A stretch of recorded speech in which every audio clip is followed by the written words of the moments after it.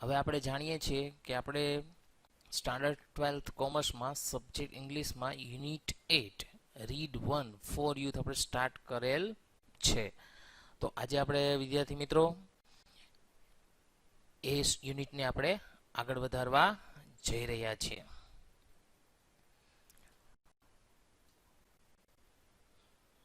તો ફરીથી હું શૈલેષ દલસાણિયા આપ સૌનું હાર્દિક સ્વાગત કરું છું.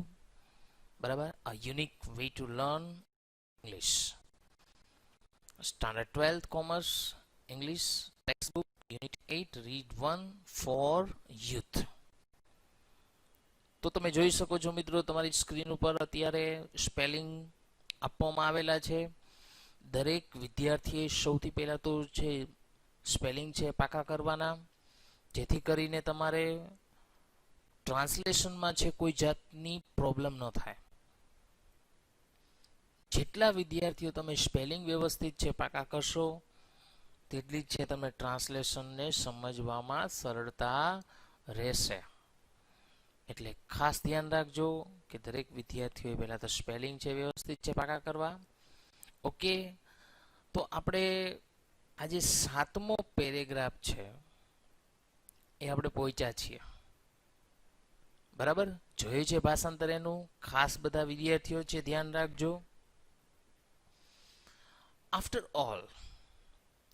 ઓલ નો મિનિંગ થાય આ બધા પછી. એક્ઝામિનેશન એટલે પરીક્ષણ અથવા પરીક્ષાઓ. આર ફોર ધેટ પર્પઝ એટલે હેતુ. કે આ બધા પછી પરીક્ષાઓના હેતુ હોય છે. આપણે જો સ્કૂલોમાં પણ પરીક્ષાઓ લેવાય જ છે, એનો પણ હેતુ હોય છે. બરાબર, આજે નાનું બાળક ભણતું હોય ત્યાંથી મોટે સુધી એક્ઝામ તો આવે જ છે,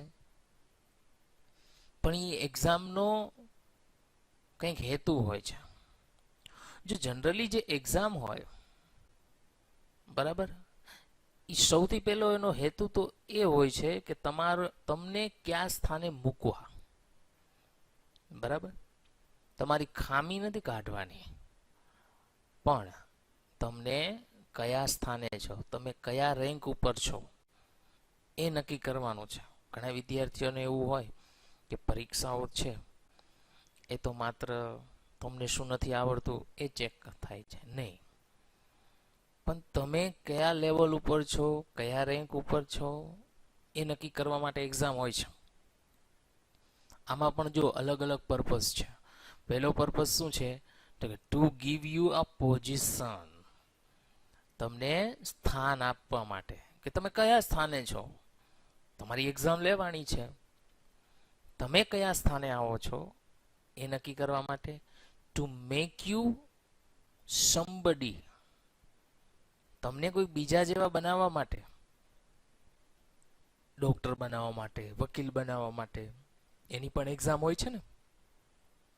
આજે માની લો કે ડોક્ટરની એન્ટ્રન્સ એક્ઝામ હોય, એન્જિનિયરની એન્ટ્રન્સ એક્ઝામ હોય, ઝી હોય, નીટ હોય, બરાબર, કેટની એક્ઝામ આવે છે, નેટ સ્લેટની એક્ઝામ આવે છે, યુપીએસસી જીપીએસસીની એક્ઝામો આવે છે.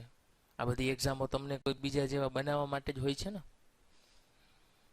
પછી ટાઇટલ્સનો મિનિંગ થાય પદવી, કોઈ પદવી આપવા માટે.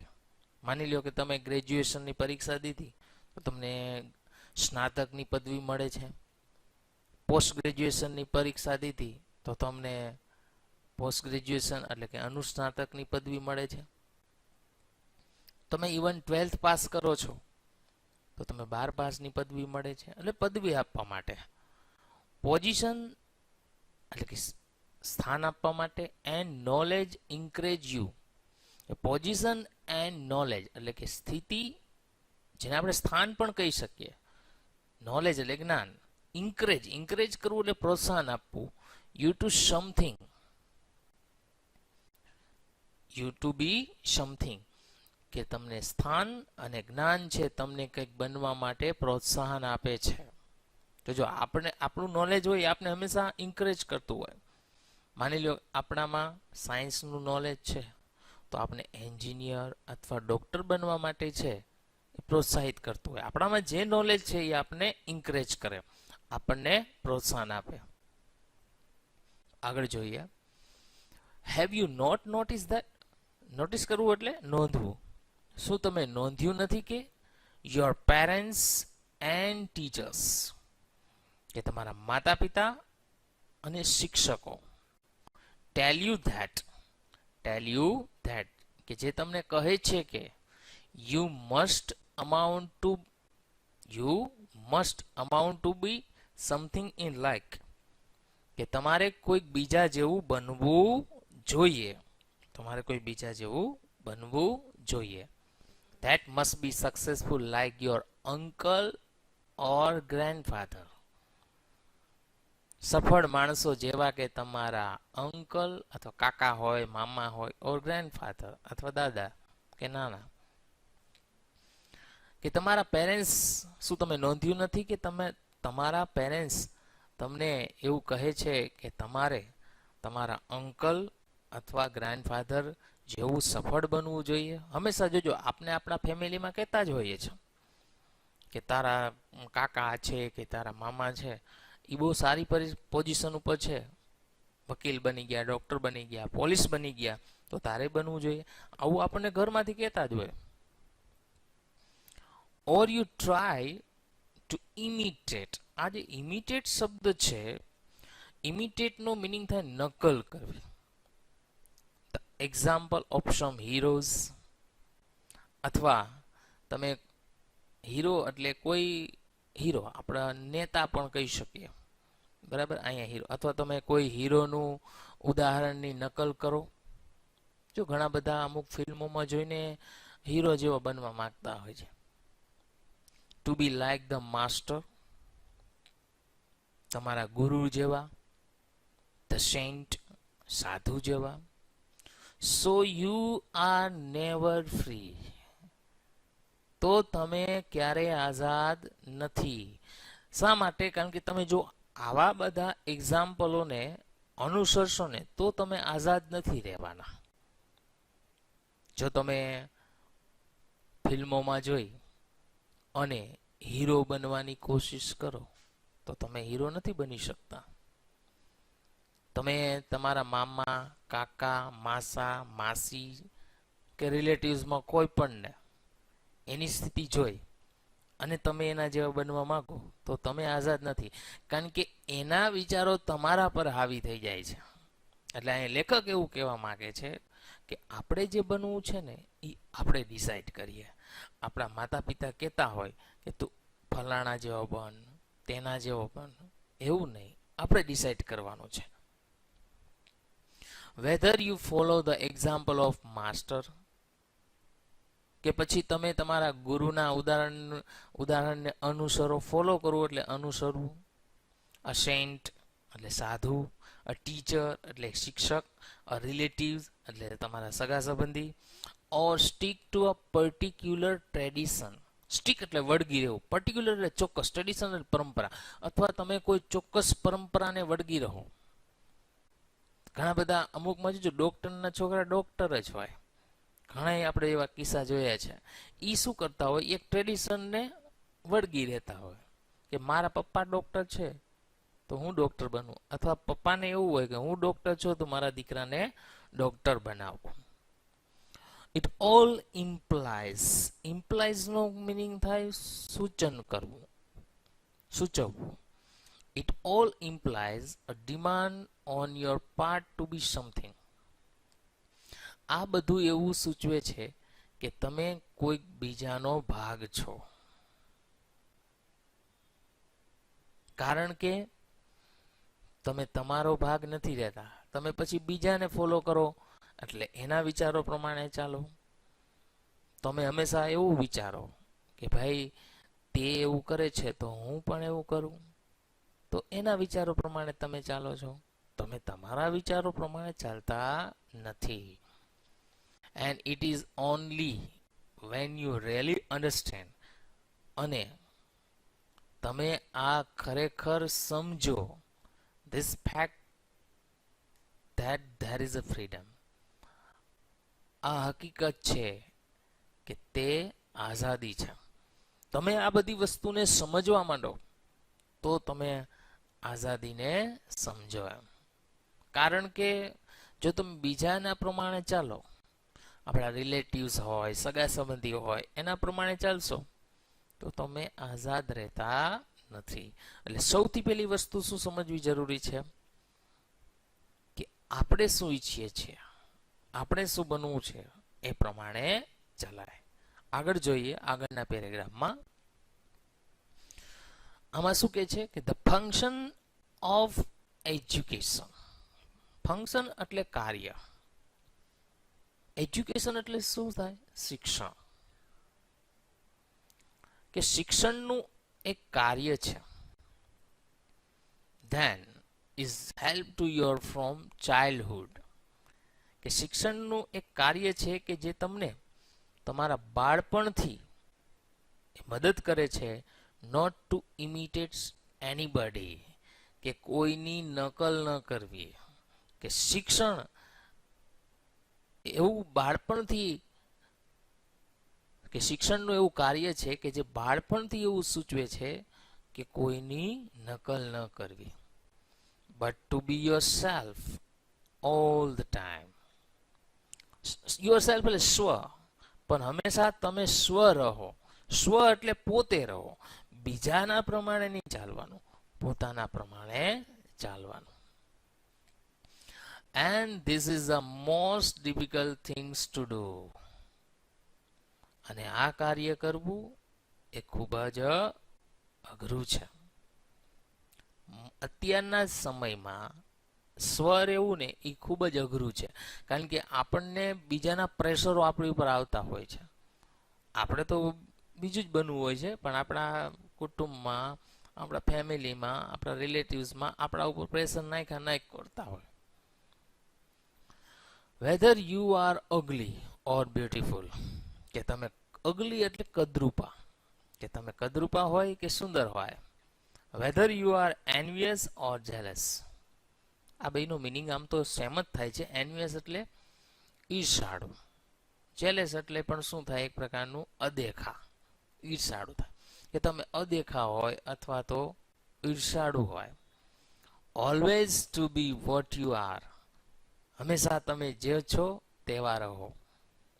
But understand it. પરંતુ તેને સમજો. એટલે કે આપણે કદરૂપા હોય કે રૂપાળા હોય.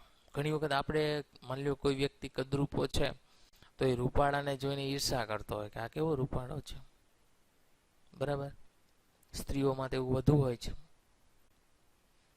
તો એનો મિનિંગ એવો નથી કે આપણે એનાથી હતાશ થવું જોઈએ. આપણે જેવા છીએ એવા રહીએ. આજે સૌથી મોટો પ્રોબ્લેમ શું છે કે આપણે બીજાની કોપી કરીએ છીએ ને એ. આપણી પાસે જેટલા રૂપિયા છે એટલા વાપરો. ટૂંકમાં આપણી પાસે જેટલું છે એમાં સીમિત રહ્યો. બરાબર, તો તમે કોઈ દિવસ દુઃખી નહીં થાવ. To be yourself is very difficult. કે સ્વ રહેવું અથવા સ્વ બની રહેવું એ ખૂબ જ મુશ્કેલ છે. Because you think that you are ઇગ્નોબલ. કારણ કે તમે એવું વિચારો છો કે યુ આર ઇગ્નોબલ. આ ઇગ્નોબલનો મિનિંગ થાય અવગણનાને પાત્ર. કારણ કે તમે એવું વિચારો છો કે તમે અવગણનાને પાત્ર બનશો. And that if you could only change. અને જેથી તમે એમાં ફેરફાર કરી શકો.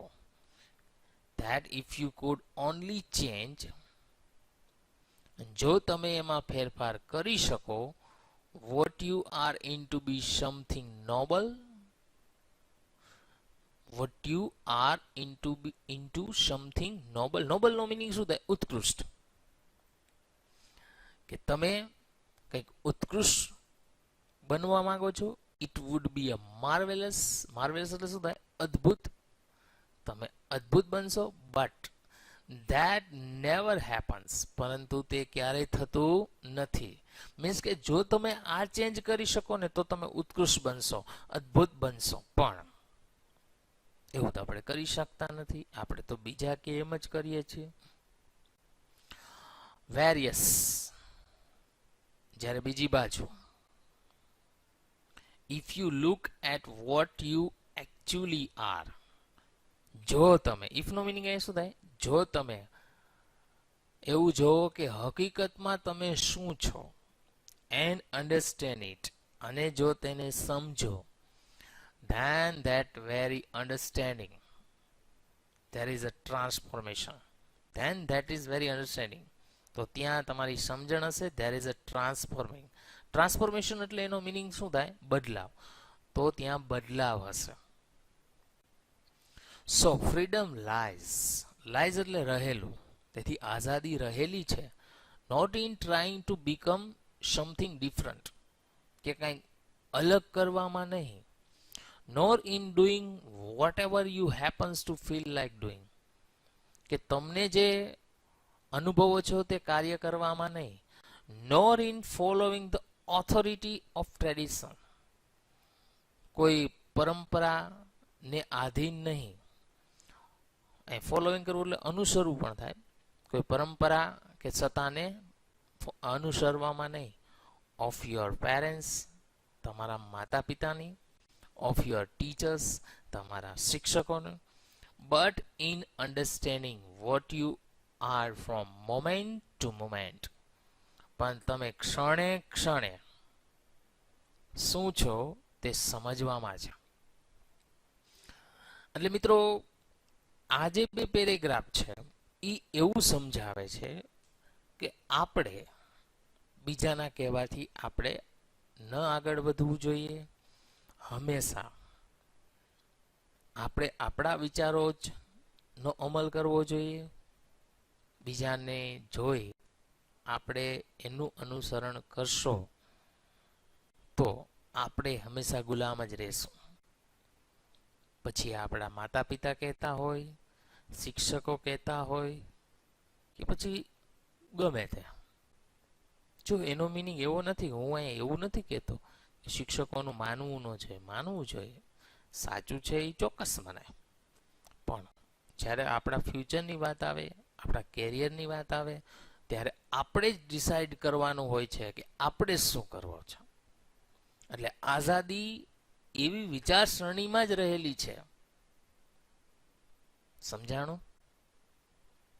મને આશા છે કે તમને આ બે પેરેગ્રાફ છે વ્યવસ્થિત છે, સમજાણા હશે. બરાબર? વિડીયો જોવા બદલ તમારો ખૂબ ખૂબ આભાર.